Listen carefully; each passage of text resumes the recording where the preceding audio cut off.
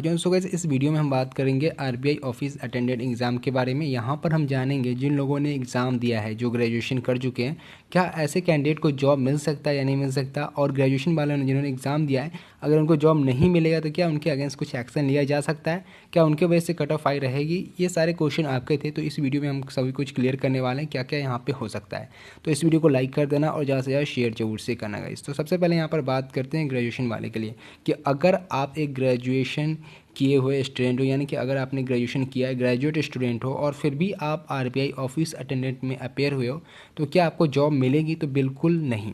ठीक है, आपको जॉब नहीं मिलेगी बिकॉज आरबीआई ऑफिस अटेंडेंट की जो नोटिफिकेशन आई थी उसमें मेंशन था कि जो ग्रेजुएशन वाले कैंडिडेट हैं वो यहाँ पर अपेयर नहीं हो सकते हैं। ठीक है, देखो ऐसे तो बहुत सारे वैकेंसी आती है 10th लेवल की जिसमें ग्रेजुएशन वाले भर सकते हैं, लेकिन उनका ग्रेजुएशन का जो डिग्री है कंसीडर नहीं करा जाता, उसमें मेरिट बनती है। तो आपके यहाँ पर जो 10th का जो मार्कशीट रहता है उसी के बेसिस से बनती है। पर यहाँ पर ऐसा भी नहीं लिखा था कि आपका जो अपर एजुकेशन को कंसीडर नहीं करा जाएगा। यहाँ पर साफ साफ लिख दिया गया था कि जो ग्रेजुएशन वाले उसमें एलिजिबल ही नहीं है, ठीक है, तो उनको जॉब नहीं दिया जाएगा। सबसे पहली बात। दूसरी बात कि अगर आप एग्ज़ाम में अपेयर हुए हो तो आपके अगेंस्ट लीगल एक्शन लिया जा।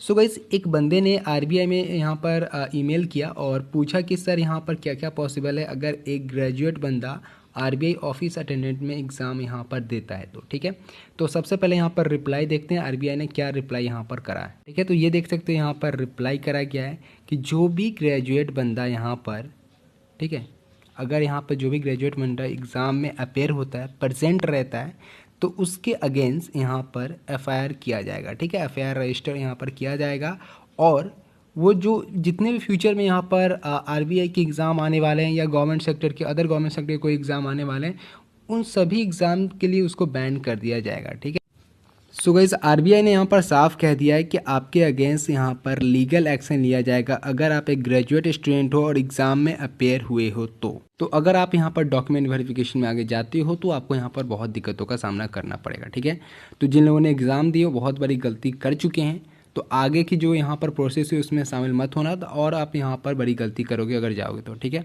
तो जिन लोगों का यहाँ पर एग्ज़ाम हो चुका है, ठीक है, उनसे मैं यही कहूँगा कि आगे के प्रोसेस में शामिल मत हो, क्योंकि अभी तक जो आपने गलती किया है वो यहाँ पर देख सकते हो, उसकी पेनल्टी आपको देनी पड़ सकती है गाइस। और मैं ये स्टार्टिंग से कहते आ रहा हूँ कि अगर आप एलिजिबल नहीं हो तो आप यहाँ पर मत भरो फॉर्म। ठीक है, क्योंकि यहाँ पर क्या होता है कि साफ साफ जब लिख दिया गया है कि आप एलिजिबल नहीं हो तो आपको नहीं भरना चाहिए। अगर यहाँ पर ऐसा लिखा होता है कि जो आपका अपर ग्रेजुएशन, जो अपर आपका एजुकेशन लेवल है उसको यहाँ पर कंसिडर नहीं किया जाएगा, सिर्फ 10th बेसिस पे ही किया जाएगा, अगर आप एज अ ग्रेजुएट इसमें भरते हो तो आप एलिजिबल होते। पर यहाँ पर साफ साफ लिख दिया गया था कि आप एलिजिबल नहीं हो, ओनली अंडर ग्रेजुएट एलिजिबल है, यानी कि 12th पास लोग यहाँ पर एलिजिबल हैं, जो ग्रेजुएशन नहीं कंप्लीट किए वो भी यहाँ पर एलिजिबल हैं। तो बात रही यहाँ पर कट ऑफ हाई जाने की, तो आप देख सकते हो यहाँ पर कि ग्रेजुएशन वालों को जॉब बिल्कुल भी नहीं दिया जाएगा। जो लोग भी ग्रेजुएट हैं उनको यहाँ पर जॉब नहीं दिया जाएगा अगर वो यहाँ पर कट ऑफ को क्लियर भी कर लेते हैं तो। ठीक है, तो ये कुछ यहाँ पर इंपॉर्टेंट इन्फॉर्मेशन है। बहुत सारे लोगों का क्वेश्चन आता है, इसलिए मैंने बताया, मैं स्टार्टिंग से आपको बोलते आ रहा हूँ